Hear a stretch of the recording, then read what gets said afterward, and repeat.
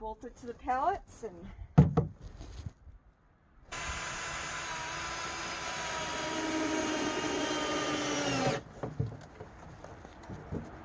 there we go. There, now she ain't moving. You could probably add 2 more if you want. I'm not worried. I just add those 2 on the bottom. That should hold in place. So, again, pretty simple. 2x4s on the side, another one on the bottom, and we'll bolt that puppy right to the pallets. We'll take you down there and show you. Okay, I will show you how I have the Idahos set up.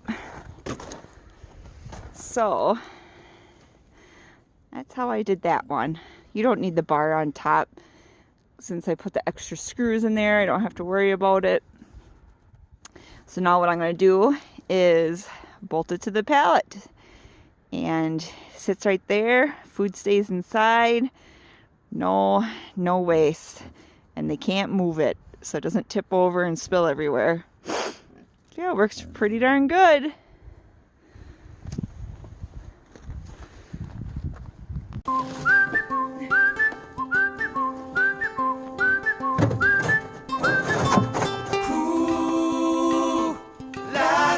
La la. Ooh, la la la la la. Ooh, la la la la la. Ooh, la la la la la.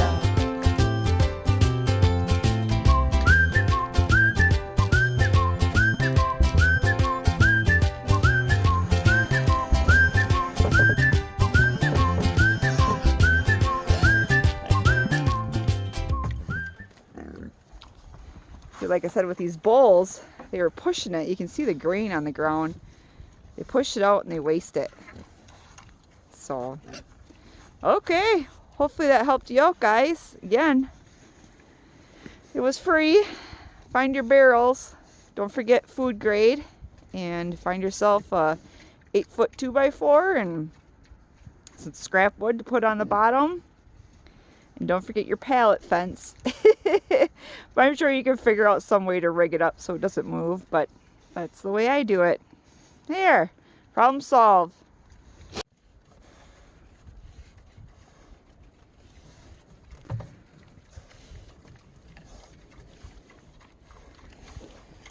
Well, seems to like it.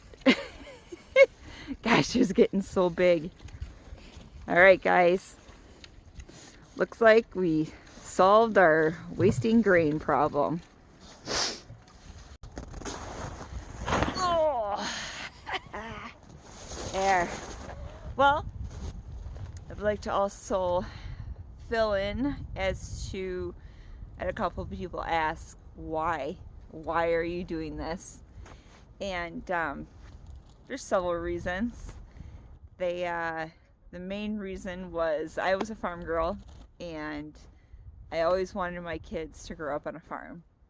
Well, here in Wisconsin, farms are going away. I shouldn't say all farms, the small farms.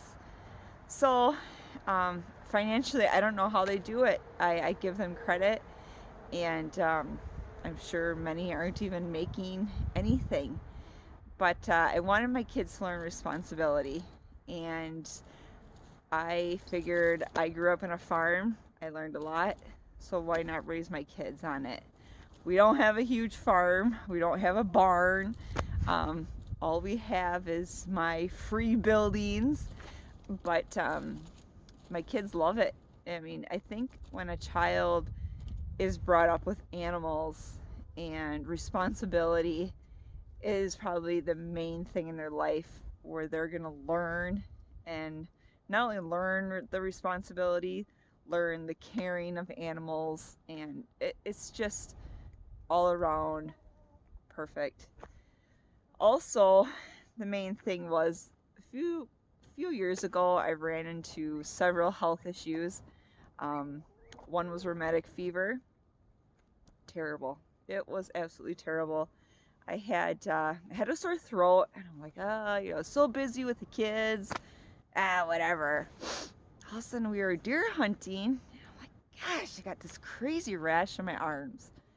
Went in, and they thought I was allergic to something, or maybe I did have a viral or a virus going on. So they sent me home, gave me some steroids. So woke up the next morning, terrible back. My back was in so much pain. Long story short, went to ER. They admitted me. A couple doctors had no idea what was causing it. My levels are crazy. My joints were inflamed. I mean, they ultrasound them. I had fluid on all joints. And, doctors said, we don't know what's going on, blah, blah, blah. And finally, I had one doctor who said, this has got to be rheumatic fever. And all the other doctors were like, no, no, no, no, can't be. Well, after a few trips back to the doctor of not feeling any better, my joints are getting worse. I mean, my wrists and fingers were so bad that I couldn't even buckle my kids. I think he was 5. He buckled the kids because I couldn't. So on antibiotics the rest of my life, and hence why I ended up getting goats. Goats, I heard, they're great for immunity boosters, and we had Nigerians, and we milked them, helped the kids with eczema, and since I was on antibiotics, you got to have the yogurts, you got to have the kefirs, and all I had to do was drink goat's milk. That's all I had to do. So that was one benefit of having them. Another thing was, I went in, I have terrible hips, pain every day, whatever, long story. Anyway, I'm like, boy, let's get this fixed. Went in, had a huge surgery. I think I was in the hospital for 4 or 5 days. They opened me up, and I had what it was called hip dysplasia, and they went in to fix one side, and got out of the hospital. I'm like, running fevers, I've got inflammation, I've got pus, I even had bone coming out of my incision. The doctor was like, no, you're fine, we'll just wait a few more days. Yep, go figure, infection. Go back in, they clean it all out. Thought, oh, okay, we're all done. Lo and behold, get it back again. Like, what is going on? Go to the same doctor. He's like, let's just wait it out. Same story, let's wait it out. Well, lo and behold, that's when I had the bone coming out. And he's like, yeah, we'll definitely have to redo it again. So we redid it again, but we had a different doctor.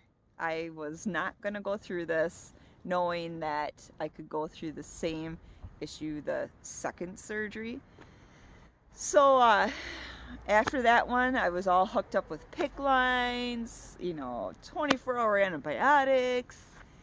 It was just a complete nightmare. And on top of it all, I had 6 kids to take care of, sporting activities. Thank God I have a wonderful husband. He's such a patient guy that I think that's what gets us through half of our life struggles, is because he is just so patient, so laid back, where I'm like, ah! But thank God that he has been in my life. But long story short, we got over that, and I just said enough is enough. I want my own foods. I want to raise my own food, know where everything's coming from, whichever. Got the chickens. So nice to have fresh eggs every day. And then I'm like, boy, we got here to this new place and all my imagination is just going crazy. And I thought, you know what? Got to get pigs. So we got the 7 pigs, and can't wait. You know, I know what I'm feeding them. You know, they're getting all of our scraps, and it's just so nice to know that I know what they're eating, I know what's in their bodies, and I know it's going to be healthy for me to eat. So now we have 2 Nubian goats, Thelma and Louise, and they're going to be due, I think, roughly April. So we'll start getting goat's milk again, which I can't wait. The ducks is a new experience for us. We got all these ducks and none of them are laid. So I don't know if I got the wrong breeds. You know, we rescued the 35 ducks. The guy was just going to let them die out in the cold. So we rescued those. I bought a few of these. They were Muscovies. I have yet to see any eggs yet from them also. So I don't know. They might be supper yet. But I really would love to have a milking cow.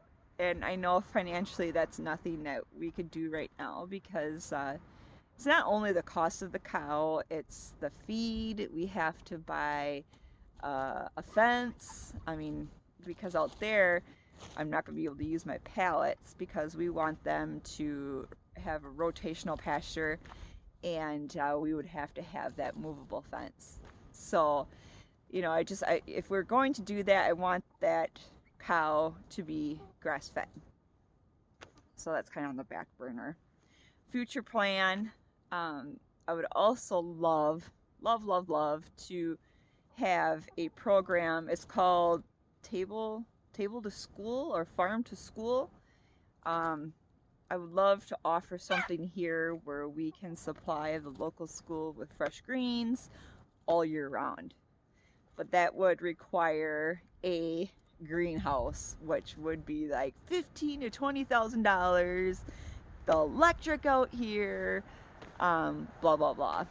But I just think it would be so great to be able to supply the school with healthy greens, vegetables, you know, no pesticides.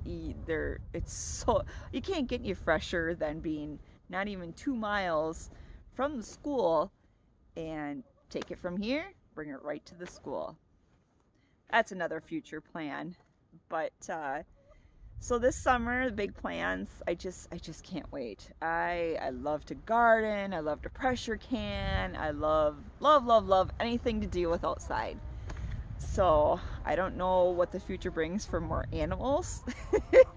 Right now our budget is just fine the way we're at, but I think since we wouldn't be getting the milk cow, we would get more goats.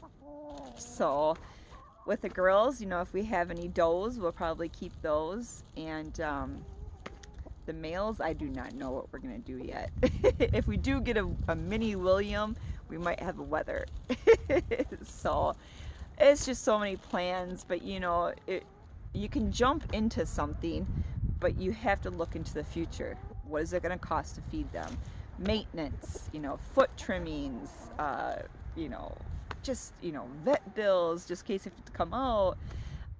It's just a lot of things you have to look at. Hay, oh my gosh, hay.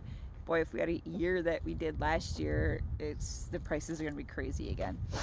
So, but as of right now, I like doing things that are free, as you can see. But, you know, like I said, the main reason was to get in here, to teach the kids responsibility, to love and care for animals, and hopefully in the future they can carry that on to people. And, you know, and also the responsibility of taking care of things. So I hope we're doing something right. They seem to be, the kids seem to be turning out okay so far. So, but we've just been so blessed. I mean, we've got so many things going wrong with our house right now that these stupid ice dams are causing water to come in our house, and it's structurally just ruining a lot of things. And you know, you have so much stuff go on in your life that you can really put yourself down, really put yourself down. And I've learned over the years that it's like, you just gotta move on. It is what it is. I mean, if it's a problem, you can try to fix it, but it's just not worth stressing over.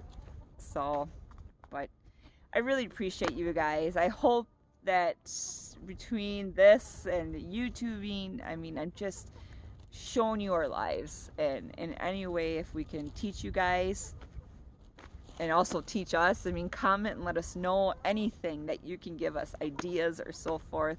I would love it. So I really appreciate it, guys. You guys take care, and until next time, you guys have a good night. Thank you so much.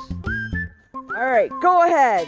Hit that subscribe button, hit that like button,